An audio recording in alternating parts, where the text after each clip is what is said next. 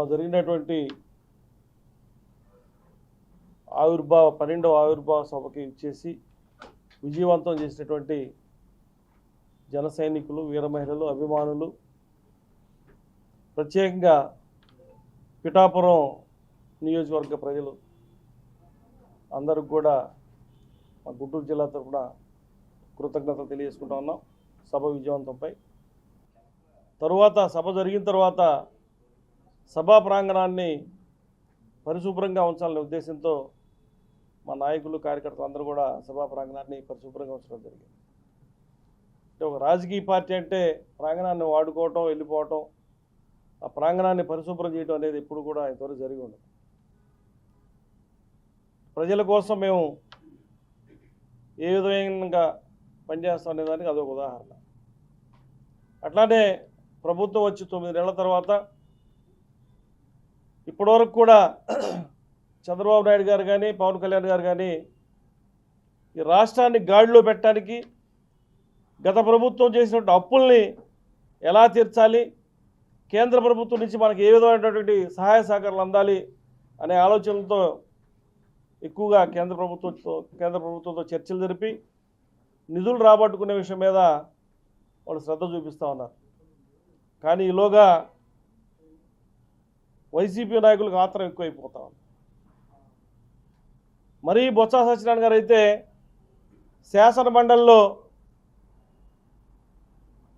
Question వేయటం, సమాధానం చెప్పేదో పారిపోవటం.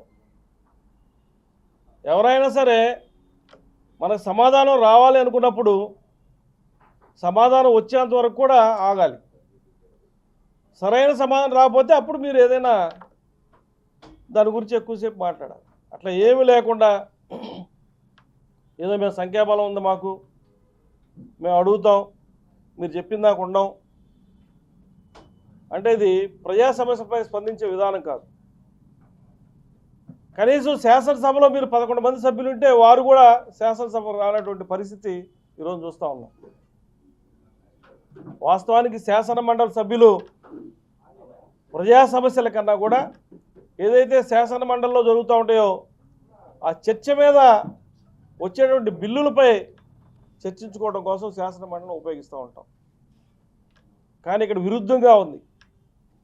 బొత్స సత్యనారాయణ గారు ఏదో ఎమ్మెల్సీ అయిపోయారు, ఆయనకేదో కిరీటం పెట్టారు. ఇక జగన్మోహన్ రెడ్డి లేడు ఈ పార్టీకి నేనే అన్నట్టుగా ఆయన వ్యవహరిస్తూ ఉన్నాడు. మంచిదే, వాళ్ళ పార్టీలో అంతర్గతంగా మరలా బొత్స సత్యనారాయణ గారు ఆ పార్టీకి అధ్యక్షుడు అవ్వటం, అన్నీ లీడ్ చేసుకోవడం కూడా మేము కూడా స్వాగతిస్తాం. కానీ ప్రజా సమస్యలపై మాట్లాడండి, ప్రజా సమస్యలపై స్పందించండి అని చెప్పి మేము వాటిని కోరుతూ ఉన్నాం. ఇప్పటి వరకు కూడా గత ప్రభుత్వం చేసిన అప్పులకి వడ్డీలు కట్టేదానికి సరిపోతూ ఉన్నాయి.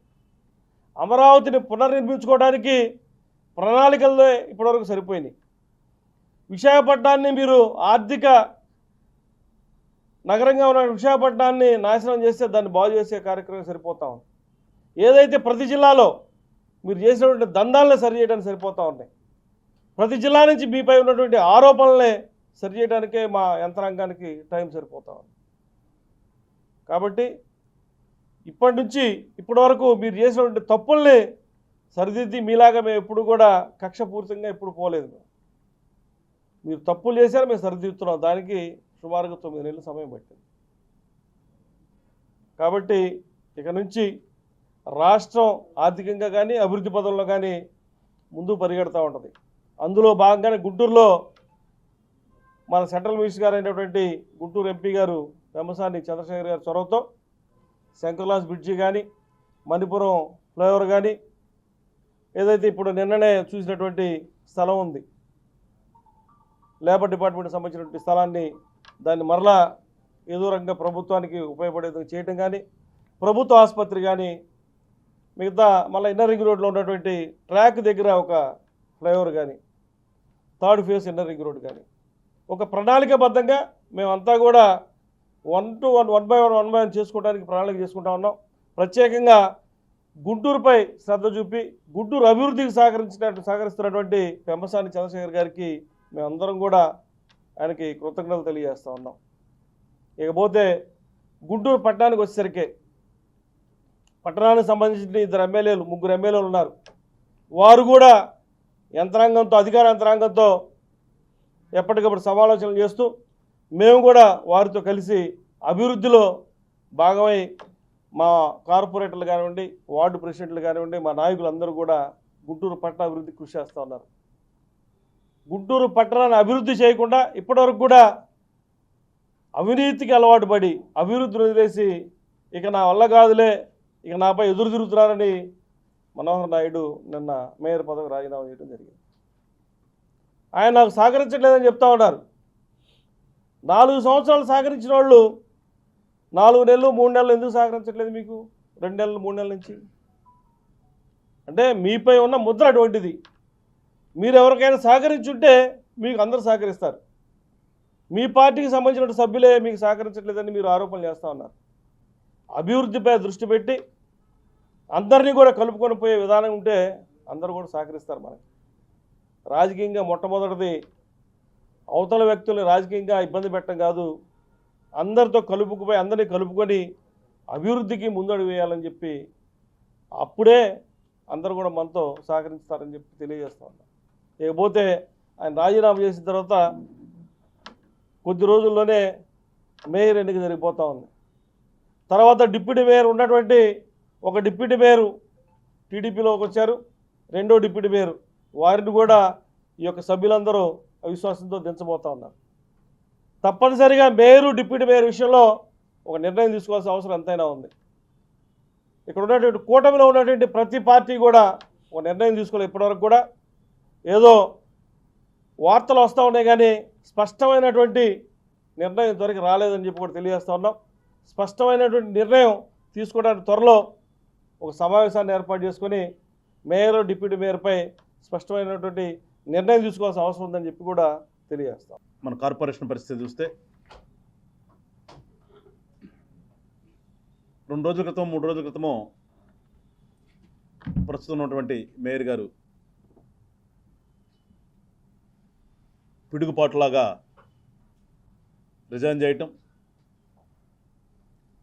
దానికి కారణాలని కూటమి ప్రభుత్వం మీద నెట్టే ప్రయత్నం చేయటం, నాకు అధికారులు సహకరించట్లేదు, అటెండర్లు సహకరించట్లేదు అని ఒక నగరానికి ప్రథమ పౌరుడు పొజిషన్లో ఉన్నటువంటి వ్యక్తి తన స్థాయిని దిగజార్చుకుని మాట్లాడటం అనేది రాజకీయ నాయకుల లక్షణం కాదు. అందుకని నేను అనేది ఎప్పుడు వైసీపీ వాళ్ళు ఎప్పుడు కూడా రాజకీయ నాయకులు కాదు, వాళ్ళది ఒక 420 సమూహం అని. ఇప్పటివరకు నీకు అధికారం ఉందిగా అని చెప్పేసి ఏ రకంగా దుర్వినియోగం చేసేవో గుంటూరు నగర ప్రజలందరూ కూడా చూశారు. గతంలో బంద్ జరిగినప్పుడు ఏ రకంగా ప్రవర్తించావు, అప్పుడున్నటువంటి ఎమ్మెల్యేలు వేసుకుని ఏ రకంగా తిరిగావు,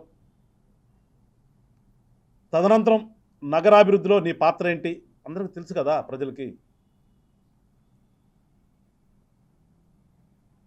వెహికల్ తీసేశారంటాం, వెహికల్ ఎట్లా తీస్తారు? రాజ్యాంగబద్ధంగా ఉన్నటువంటి ఒక పదవిలో ఉన్నప్పుడు నీకుండే ఫెసిలిటీస్ ఉంటాయి. కానీ నీ ఇష్టానుసారంగా ఒక మనిషిని పెట్టుకోవాల్సిన చాట నలుగురిని పెట్టుకుని కార్పొరేషన్ సిబ్బందినంతా నీ సొంతానికి వాడుకున్నది గతంలో చూసాం, వార్తలు వచ్చినాయి. అవి కరెక్ట్ కాదు కాబట్టి తగ్గించారు. తగ్గించినంత మాత్రాన నాకు సహకరించట్లేదంటే అది ఆయన విజ్ఞతగా వదిలేస్తాం.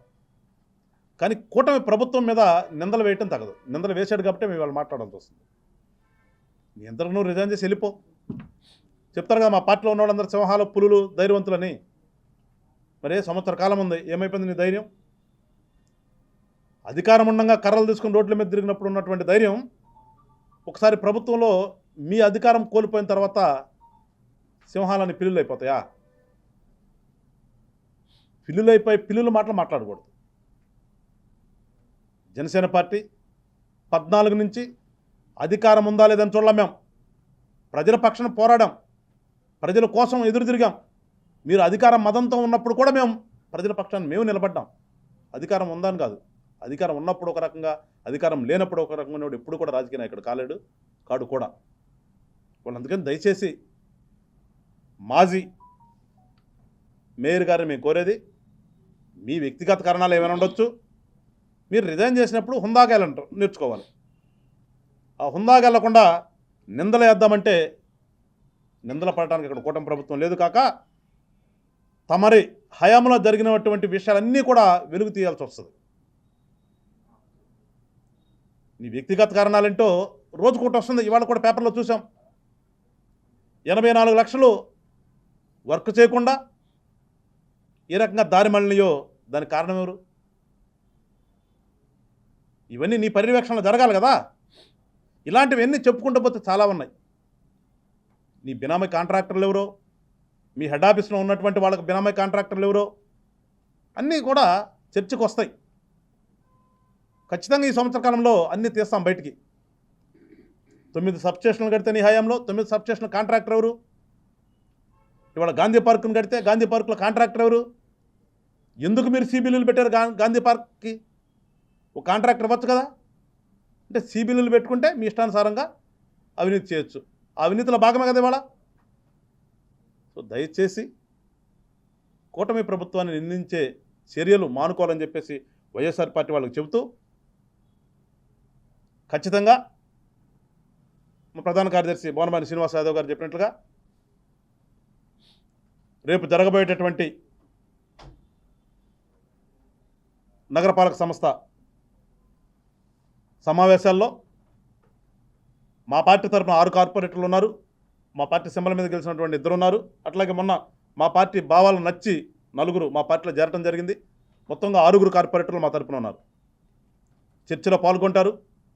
ఒక అర్థవంతమైన చర్చకు దారితీస్తారు. నగర అభివృద్ధి మీద మాట్లాడతారు. జరగబోయేటటువంటి ఏదైతే ఇప్పుడు మేయర్ రిజైన్ చేశాడో ఆ ఖాళీ కానీ, మరి డిప్యూటీ మేయర్ కూడా వాళ్ళకి ఆత్మాభిమానం ఉంటే వెళ్ళిపోవాలి. వాళ్ళకి సంఖ్యాబలం లేనప్పుడు వాళ్ళందరూ వాళ్ళు తప్పుకోవటం అనేది ఆత్మాభిమానం ఉన్నటువంటి మనుషులు చేసే పని. ఇది ఎప్పుడో చేయాలి ఇది, కానీ ఇప్పుడు దాకా కూడా లాక్కొచ్చారు కాబట్టి ఇవన్నీ కూడా ఖాళీ అవుతాయి. ఖాళీ అయిన తర్వాత ఖచ్చితంగా కూటమి ధర్మం ప్రకారం 3 పార్టీలు మీకు కూర్చుంటాం, మాట్లాడిన తర్వాత ఎవరు వ్యక్తులు అనేది ఒక నిర్ణయం తీసుకుని ఖచ్చితంగా ఈ సంవత్సర కాలంలో ఈ 4 సంవత్సరంలో చేయలేనటువంటి పనులన్నీ దీనికి మించి సంవత్సర కాలంలోనే అభివృద్ధి చేసి గుంటూరు పట్టణాన్ని కార్పొరేషన్ స్థాయికి తీసుకొచ్చి నిలబెట్టే బాధ్యత కూడా జనసేన పార్టీ తీసుకుంటుందని చెప్పేసి ఈ యొక్క మీడియా సమావేశం ద్వారా గుంటూరు నగర ప్రజలందరికీ కూడా తెలియజేస్తున్నాను. మీరందరూ కూడా సహకరించండి. మన నగరాన్ని మనం పునర్నిర్మించుకుందాం. చక్కని సిటీలాగా, ఒక మంచి సిటీలాగా. ఇవాళ ఎక్కడ చూసినా కానీ డ్రైనేజ్ సమస్యతో, మురుగుతో ఇబ్బంది పడుతూ ఉన్నటువంటి పరిస్థితి నుంచి ఈ సంవత్సర కాలంలో ఒక మంచి సిటీలాగా తీర్చిదిద్దుదామని చెప్పేసి దానికి ప్రజలందరూ కూడా సహకరించాలని చెప్పేసి ప్రజలందరూ కూడా కోరుకుంటూ సెలవు తీసుకున్నాను. జై హింద్, జై జనసేన. మనోహర్ గారి విషయంలో ఒక్క మాట అనాలనిపిస్తుంది నాకు. ఆయన ప్రథమ పౌరుడు, చాలా ఇన్ఫ్లుయెన్షియల్ లీడర్ అనుకుని, చాలా పెద్ద లీడర్ అనుకుని చాలా మాటలు మాట్లాడాడు. సింహం కంటే పెద్దగా ఊహించుకున్నాడు. మరి అంత మాట్లాడిన మనిషి ఇంతగా డీలా పడిపోతూ, భయపడిపోతూ, నాకు అటెండర్లు పనిచేయట్లేదు, మాట వింటలేదు, నాకు ఎవరూ సహకరించట్లేదు అని అంటున్నానంటే దాదాపుగా గత 4 సంవత్సరాల్లో ఆయన ప్రవర్తనకి రిజల్ట్ ఏంటో ఆయనకి కనపడి ఉంటుంది.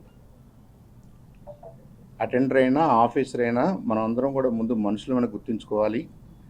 మా అందరి తరఫున రిప్రజెంటేటివ్గా ఒక మేయర్గా మిమ్మల్ని ఎన్నుకున్నప్పుడు ఈ నగరానికి బాధ్యత తీసుకుని ప్రథమ పౌరుడిగా మీరు బిహేవ్ చేయాలి. నోటికొచ్చినట్టు మాట్లాడటం, బూతులు మాట్లాడటం, చిన్న పెద్ద లేకుండా ఎవరిని పడితే వాళ్ళని విమర్శించడం, ఇవన్నీ కూడా తగదు. ఆయన ఎప్పటికైనా రిజైన్ చేశాడు. నా కోరిక ఏంటంటే అసలు ఆయన ఆ ప్లేస్కి మేయరు అని అనిపించుకోవడానికి కూడా అనర్హుడని నా అభిప్రాయం. సరే, ఎలక్టోరల్గా గెలిచారు, వాళ్ళకి నంబర్స్ ఉన్నాయి కాబట్టి ప్రజాస్వామ్యబద్ధంగా మేయర్ అయితే అయ్యి ఉండొచ్చు. ఆయన బిహేవియరు ఏనాడు కూడా ఒక మేయర్ స్థాయిలో లేదు. ఈ గుంటూరు నగరానికి ఉన్నటువంటి పొలిటికల్ చరిత్రకి, అవేర్నెస్కి అదొక కళంకంలాగానే మిగిలిపోయింది. కాబట్టి ఎప్పటికైనా వ్యక్తిగత కారణాలతో ఆయన వెళ్తున్నాడు అనుకుంటే సంతోషం, వెళ్ళాలి కూడా. కానీ దీనికిను రాష్ట్ర ప్రభుత్వానికి ఈ కూటమి ప్రభుత్వానికి లింక్ పెట్టడం, కూటమి ప్రభుత్వం వల్ల ఆయనకి ఏదో నష్టం జరిగిందనుకోవటం, అవమానం జరిగిందనుకోవటం మాత్రం దాన్ని మేము తీవ్రంగా ఖండిస్తున్నాం. మేము ఎక్కడ ఇన్వాల్వ్ కాలేదు. హీజ్ మేయర్ అనేవాడు నగరానికి సుప్రీం. మీరు ఆ స్థాయిలో పనిచేస్తే, ఆ స్థాయిలో మీ దగ్గర నాయకత్వం ఉండుంటే, ఆ స్థాయిలోనే మీ స్టాఫ్ అందరూ కూడా, మిగతా కార్పొరేటర్స్ అందరూ కూడా సహకరించేవాళ్ళు. మీకు అది లేదు కాబట్టి ఇవాళ మీరే దొడ్డిదారిన బయటికి వెళ్ళిపోవాల్సి వస్తుంది. వెళ్ళండి. ఫ్యూచర్లో ఈ నగరాన్ని ఎలా అభివృద్ధి పదంలో నడిపించాలో, నగర ప్రజల్ని ఎలా సంక్షేమ బాటలో నడిపించాలో కూటమి ప్రభుత్వం అన్ని విషయాలు కూలంకషంగా చర్చించి, ఇందాక వెంకటేశ్వర గారు అన్నట్టుగా ఈ 4 సంవత్సరాల్లో ఏదైతే మనం చేయలేకపోయామో ఈ సంవత్సరంలోనే చేసి చూపించగలమనే ధైర్యం మాకుంది. కాబట్టి ఈ సంవత్సరం అంతా కూడా గుంటూరు శుభ్రమైన గుంటూరు, పరిశుభ్రమైన గుంటూరు, స్వచ్ఛమైన గుంటూరు మంచి రాజకీయ వేదికగా తయారవుతుందని, ఈ పురపాలక సంఘం మన సిటీని తీర్చిదిద్దగలిగినటువంటి షేపుకి కూటమి ప్రభుత్వం తీసుకొస్తుందని కూడా బలంగా నమ్ముతూ మీ అందరు కూడా ధన్యవాదాలు. మరిన్ని వీడియోస్ కోసం ఛానల్ ని సబ్స్క్రైబ్ చేయండి. లేటెస్ట్ అప్డేట్స్ కోసం వాట్సాప్ ఛానల్ ని ఫాలో అవ్వండి. ఆ లింక్ డిస్క్రిప్షన్ లో ఉంది.